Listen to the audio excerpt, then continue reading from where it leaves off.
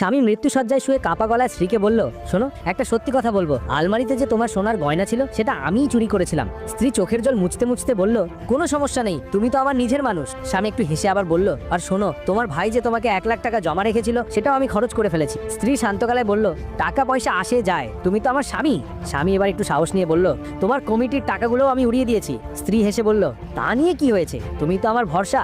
স্বামী মুখে হালকা হাসি এনে বলল, আর পাশের বাড়ির বউকে যে গোপনে ফোন করতো সেটা আমি করতাম। এবার স্ত্রীর চোখ কপালে উঠে গেল, কিন্তু কিছু বলল না। স্বামী ভয়ে আবার বলল, আর তোমার ভাই যে নতুন স্মার্টফোনটা আনতে যাচ্ছিল সেটাও আমি বেচে দিয়েছি।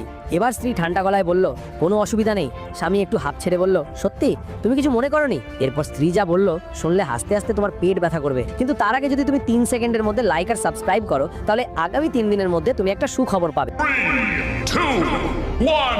স্ত্রী মিষ্টি হেসে বলল, কোনো ব্যাপার না, তুমি যে মারা যাচ্ছ তোমাকে বিষ আমিই দিয়েছি।